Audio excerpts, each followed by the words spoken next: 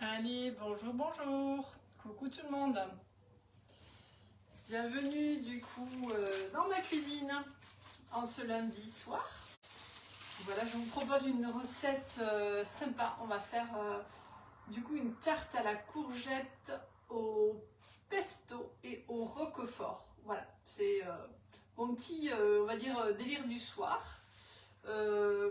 Un mélange que j'aime bien, un mélange qui est assez original. Donc voilà, si vous voulez tester cette recette, si vous avez envie de faire cette recette, suivez-moi. Je vais vous expliquer comment elle va se dérouler. Et si tu n'es pas encore abonné à ma page Facebook ou sur mon TikTok, ben, abonne-toi. Parce que tu auras en plus la recette totale du coup après. Et comme ça, tu pourras refaire cette recette. Allez, j'attends un petit peu que voilà, vous connectiez.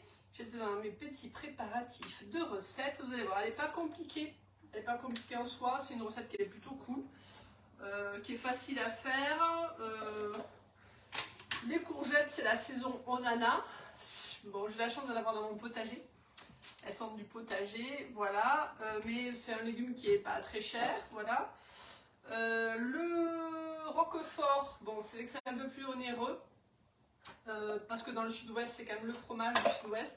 Mais vous pouvez aussi remplacer si vous n'aimez pas ça. Alors j'ai mis un petit sondage si vous aimez, pour voir si vous aimez le roquefort. N'hésitez pas à répondre, c'est rigolo. Voilà, il y en a qui n'aiment pas du tout parce que c'est trop fort, mais vous pouvez y répondre. Si vous ne voulez pas utiliser du roquefort, vous pouvez mettre du chèvre, vous pouvez mettre ce que vous voulez. Le chèvre, ça va très bien aussi. Voilà. Bienvenue en tout cas. Bienvenue. Si vous ne me connaissez pas, je vais me présenter un petit peu en attendant de d'éplucher mon basilic. Si vous ne me connaissez pas, mais moi c'est Caroline. Voilà, moi j'habite à côté de Toulouse, dans le sud-ouest, ça s'entend, j'ai un accent, il paraît, du sud-ouest. Il fait beau, il fait chaud chez nous, très chaud même. Voilà, donc moi en fait j'adore cuisiner, c'est ma passion la cuisine, j'adore partager, ça fait... bonjour, bonjour.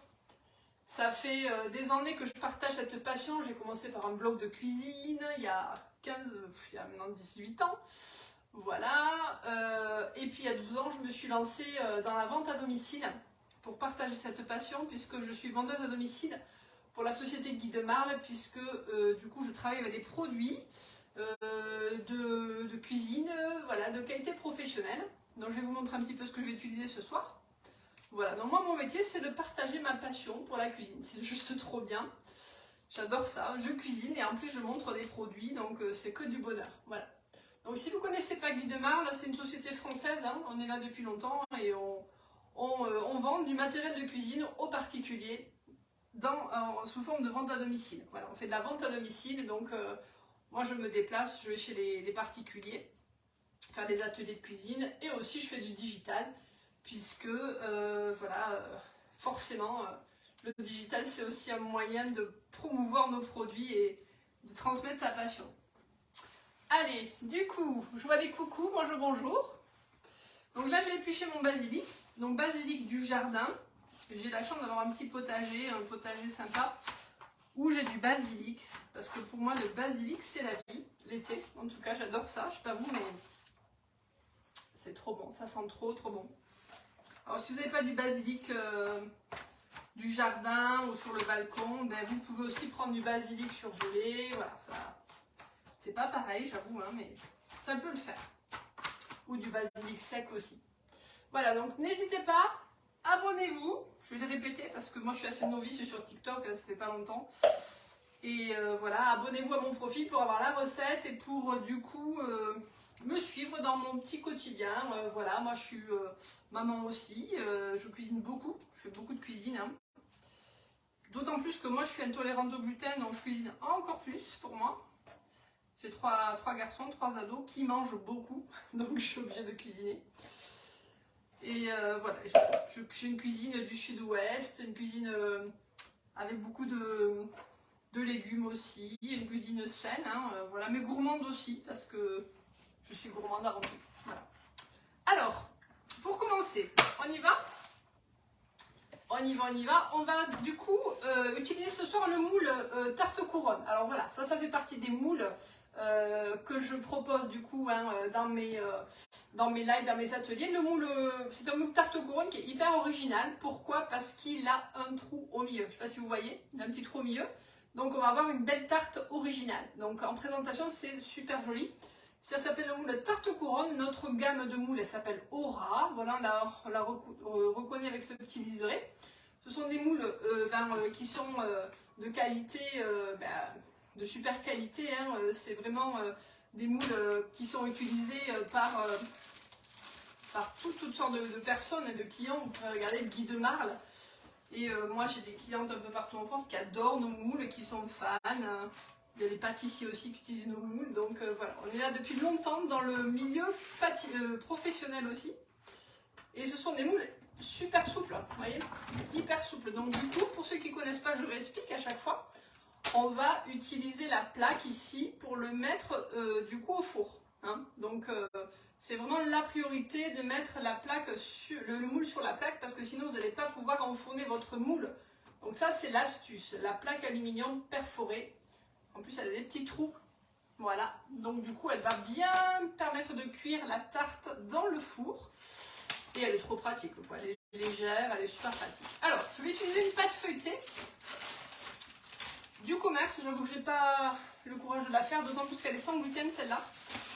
Mais vous pouvez faire une pâte brisée maison, vous pouvez faire une pâte feuilletée maison, vous prenez ce que vous voulez pour cette recette. Tout est possible, hein, franchement.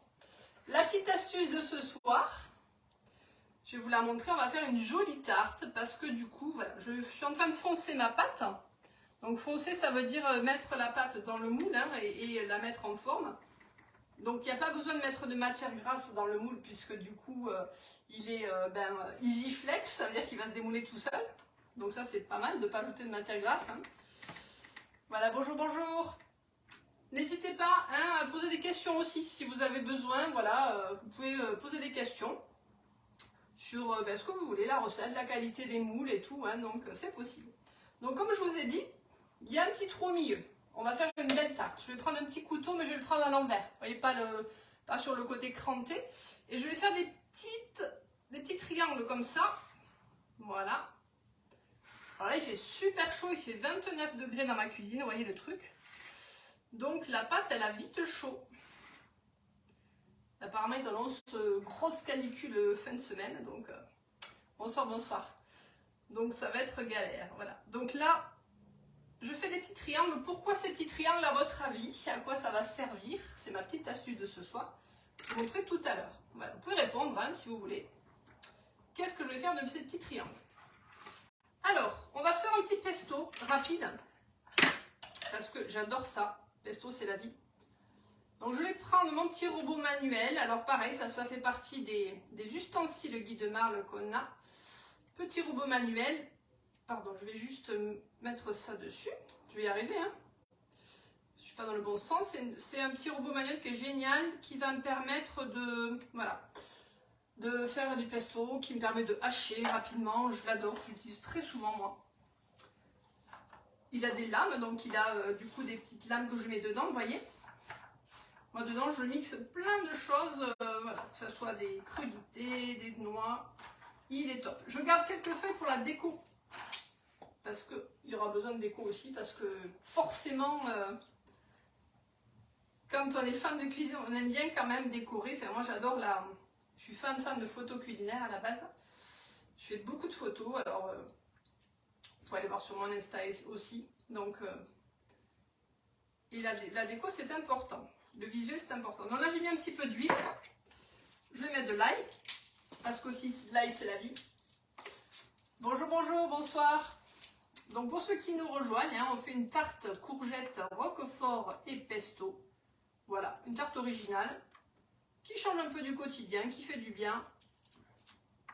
Ça fait du bien de changer. Moi j'aime pas la routine, j'aime bien changer, j'aime avoir des idées. Je vis cuisine, je pense cuisine, donc voilà, c'est mon quotidien. Donc du coup, j'adore ça, voilà, pour vous proposer des recettes un peu originales. Je suis pas chef du tout de cuisine, hein. Moi, mon métier, c'est de partager ma passion, de promouvoir les produits. Mais forcément, je l'ai appris. Hein. J'ai appris sur le tard. Et nous, quand on est conseiller Guy de Marle, en fait, on a des chefs qui nous font des recettes aussi, qui nous font des, on va dire des tutos, des lives aussi. Donc ça c'est cool.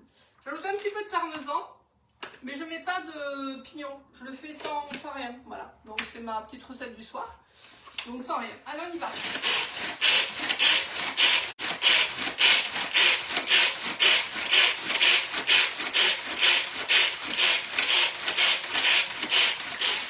Voilà, j'ai fait mon petit sport. J'ai chaud. Alors c'est un pesto qui n'est pas mixé, vous voyez, qui n'est pas mixé à fond là, qui n'est pas puré. Hein. C'est un pesto où il y a encore vous voyez, les feuilles. Alors je vous dis pas, ça sent mais trop bon. J'adore. Donc c'est un pesto qui est brut, on va dire. Hein, voilà. Je vais l'étaler du coup sur ma pâte. Donc là je prends une petite spatule. Voilà, et je l'étale. Donc ça va vraiment donner du goût à ma tarte. Hein, donc ça c'est top. Ça va vraiment donner beaucoup de goût.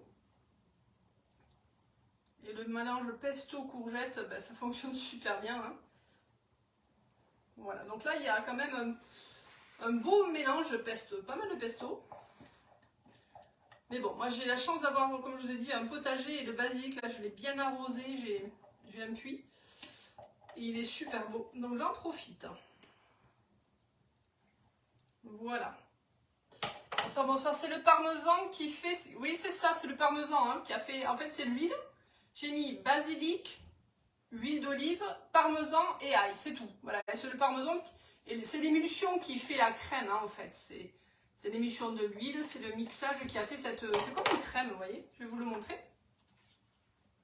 Voilà. Là, on a vraiment l'impression d'avoir un beau mélange. Hein. Hop, voilà. Donc là, ça c'est ma base, d'accord hein. Voilà. Bonsoir. Du coup, je répète, voilà, si vous n'êtes pas déjà encore abonné à mon profil, n'hésitez pas, abonnez-vous. Comme ça, vous aurez la recette complète et vous pourrez suivre aussi mes recettes au quotidien, mes astuces, donc en story ou sur mon profil. Je vais prendre mes courgettes, donc je vais utiliser ma petite râpe chérie aussi. J'ai une râpe qui est géniale, c'est une petite râpe nomade, on appelle ça. Elle est top, alors on va jouer la sécurité, on va mettre un gant. Et comme mes courgettes elles sont bio, elles sont du jardin, il n'y a pas besoin de les peler. Donc là, on y va. Moi je l'adore parce qu'elle est trop rapide, vous voyez. Regardez. En un rien de temps, alors les concombres, les courgettes, tout ce que vous voulez, vraiment les aubergines, pas trop grosses, mais les pommes de terre, c'est la régalade. Et en plus, on a un petit poussoir comme ça qui permet de ne pas se couper les mains et qui va permettre, voilà, de, par exemple, sur un fond de, on va dire, une pomme de terre, vous allez pouvoir je vais vous le faire, la gripper et la couper. Alors. Vous voyez, hein, ça va super vite. Hein. Et moi, j'aime bien parce qu'elles sont pas fines, elles sont moyennes en taille. Voilà, donc là, j'ai mon petit poussoir. Elles sont moyennes en taille, donc c'est bien. Et le gant, ouais, le gant, c'est super utile. C'est un gant anti-coupure, donc c'est Guy de Marle qui le vend. Hein, ça fait partie des produits que je représente. Donc, si vous le voulez, voilà, le gant, il est à 12,90 €. Il est super pratique. Et du coup, comme ça, on ne se coupe pas. Donc, tous les produits que je représente, vous allez les trouver sur la boutique en ligne. On a une boutique en ligne Guy de Marle. Donc, Guy de Marle, c'est G-U-Y, plus loin de Marle. D-E-M-A-R-L-E. Voilà. Donc, vous pourrez trouver tous les produits dessus. Et s'il faut créer un compte, vous pouvez me mentionner comme conseillère. Ça serait super sympa. Parce que moi, en fait, je gagne ma vie sur les ventes de mes produits sur la boutique. Hein, donc, je suis commissionnée. Et quand vous allez, du coup, faire votre commande sur la boutique, eh bien, vous tapez mon nom. Moi, c'est Caroline et mon nom, c'est Châtelain. Et comme ça, voilà, j'ai ma commission. Et moi, je vous envoie toujours des recettes, en fait. J'envoie des recettes à mes clients hein, qui achètent sur la boutique. Parce que déjà, je les suis, je fidélise. Hein, je fais un petit suivi et tout. Donc...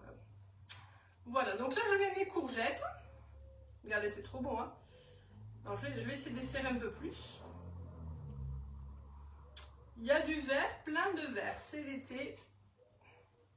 Ça fait du bien de la couleur. En plus, comme elles sont vraiment régulières, vous voyez, on peut faire quelque chose de beau. Je vous assure qu'on gagne un temps fou quoi, avec cette mandoline, elle est géniale. Donc la mandoline, elle est à 28,90 €, hein, donc je vous donne les prix, comme ça, vous savez. Voilà, et franchement, c'est un super achat, moi j'utilise très souvent. Alors, j'ai pas assez serré. Je vais resserrer un petit peu, parce que moi j'aime bien quand même quand il y a beaucoup de courgettes. Hein. J'aime bien quand il y a du légume. Hein. Et l'idée, c'est quand même de faire ressortir un petit peu la courgette de la tarte. Voilà. Hop. On va serrer un petit peu. Voilà. N'hésitez pas, voilà, si vous avez des questions, hein, je peux y répondre. Hop. Donc là, c'est une tarte, on va dire pour 5 personnes, hein, 5-6 personnes selon les appétits. Et s'il en reste, vous pouvez la manger. Moi, je trouve qu'elle est bonne froide ou chaude, donc les deux sont très bien. Voilà. Surtout que comme il va faire très chaud, on a plutôt envie de manger froid mais cuit, vous voyez. Je ne sais pas si je me suis bien exprimée. La tarte cuite mais froide. Pas manger trop de crudité, hein, sinon ça gonfle. Alors, hop, voilà. Je finis. Donc là, j'ai mis l'équivalent de 2 courgettes. Hein, elles n'étaient pas très grosses, elles sont moyennes.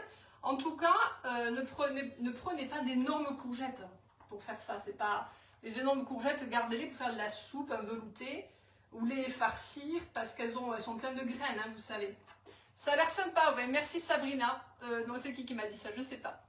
Oui, franchement, j'ai hâte de vous montrer le visuel une fois cuit. Hein, donc si vous n'êtes pas abonné à ma page, abonnez-vous à mon profil, voilà, pour voir le visuel. Hein, je vous le mettrai en story. J'ai vraiment hâte de le voir cuit. En plus, on n'a pas fini là. Alors, je finis. Petite finition, ça va être quoi? 3 œufs. Donc 1, 2 et 3. Un petit peu de crème. Non, je l'avais ouvert, mince, je fais des bêtises. J'ai ouvert ma crème. Donc là, je peux mettre de la crème végétale, de la crème liquide, crème semi-épaisse aussi, ce que vous avez sous la main. Hein. Vous ne prenez pas la tête pour tout ce qui est crème. Hein. Vous faites avec ce que vous avez. On peut mettre aussi, voilà, hein, crème épaisse, il n'y a pas de souci. Poivre aussi. Ah, j'ai oublié mon poivre, je vais le chercher. Un petit peu de poivre. Je ne mets pas de sel parce que j'ai déjà mis du parmesan. Et j'ai déjà mis du roquefort. Donc, j'ai pas déjà mis. Je vais mettre du roquefort. Donc, je mets pas de. Je rajoute pas de sel, sinon ça fera trop salé. Voilà. Alors, je prépare mon roquefort. Donc, je dis au début que si vous n'aimez pas le roquefort, voilà, on peut mettre du chèvre. Bravo, marois. Marois, c'est ça. Chèvre, feta aussi. Hein, si vous n'aimez pas le roquefort, chose que je peux comprendre. C'est quand même un fromage qui est fort, qui est spécial, hein, donc, mais qui a du goût, qui a du caractère. Voilà, moi je l'adore parce qu'il a du goût, du caractère. Vous mettez, voilà, mozza aussi, ça peut aller, la mozza, hein, mais c'est plus fadasse, hein, comme on dit chez nous. Il faut bien relever la mozza. Si vous avez mis le pesto bien maillé, bien, voilà, ça peut le faire. Hein. Mais franchement, voilà, testez le roquefort si vous ne connaissez pas. C'est plutôt cool. Et comme on est dans le sud-ouest, voilà, c'est le fromage d'ici. Hein. L'Aveyron est pas loin de Toulouse, donc on en profite. On peut mettre du bleu aussi. Hein. C'est un fromage qui est moins cher, le bleu. Qui est un peu plus, voilà, un peu plus sec, mais on peut mettre du bleu. Hop. Voilà. Et là, du coup, je mets ma petite crème. Donc là, j'utilise le petit pichet qui est juste trop bien, vous voyez, qui me permet de remplir. Voilà. Et ma petite C'est quel genre de pâte? Alors c'est une pâte du coup, vous n'êtes peut-être pas au début du coup, c'est une pâte feuilletée, mais celle-là elle est sans gluten, parce que du coup moi je suis intolérante au gluten, donc elle est sans gluten, mais vous pouvez prendre pâte feuilletée, pâte brisée, ce que vous voulez. Dernière chose, pour ceux qui étaient là au début, je vais du coup finir ma tarte, puisque je rappelle que ma tarte, elle a un petit rond au milieu, et donc je vais du coup retourner mes petits bouts de pâte comme ceci pour faire le côté waouh et le côté joli, vous voyez, de ma tarte. Donc ça c'est chouette. Donc il y aura un creux. Vous voyez, ça fait vraiment un soleil. Ça fait un creux. Voilà, c'est juste trop bien. Et donc ça va partir au four, 30 minutes à peu près, hein, voilà. Et le rond au milieu est obligatoire. Non, mais ça fait partie du moule. C'est mon moule qui est comme ça, Swing. Du coup, il est comme ça, il a un creux. C'est pour faire une couronne, une tarte couronne. Hein. Ça fait partie du moule. Vous pouvez faire aussi dans un moule à tarte classique. Voilà. Ça, c'est le moule Aura de chez Guy de Marle que j'ai utilisé. Voilà, c'est un moule qu'on peut du coup trouver sur la boutique en ligne aussi, Guy de Marle. Il est à 35 €. Voilà, et il vous fait une belle tarte très jolie. On peut faire des tartes aux fruits dedans. On peut faire plein de choses. On peut faire des pains aussi. Qu'est-ce qu'on peut faire? Je fais plein de choses dedans, hein, donc il est très chouette. Voilà, mais on peut faire comme on veut. Donc du coup la finition de la tarte, ça sera une fois cuite avec des petites feuilles de basilic, hein, voilà, ça sera joli. Et puis j'enfourne quoi, c'est tout. Voilà. Donc s'il y a des questions, je peux y répondre. Si vous voulez plus d'infos sur les produits que j'ai utilisés en story, je vous mettrai tout le détail de tous les moules des produits que j'ai utilisés ce soir. Et vous aurez aussi la recette, hein, donc vous aurez la recette, donc pour ça abonnez-vous. Voilà. Bonne soirée, en tout cas, vous aurez aussi le visuel. Hein. Je croyais que ce n'était plus le nom Guy de Marle. C'est-à-dire, Guy de Marle, c'est le nom de la société pour laquelle je travaille. Voilà. Hein. C'est gentil, merci. J'ai le chier de la classe. Bon, j'essaie d'être naturelle. Donc, vous voyez, je vous montre un petit peu ce que ça donne. Voilà. Bon appétit, bonne soirée et restez au frais.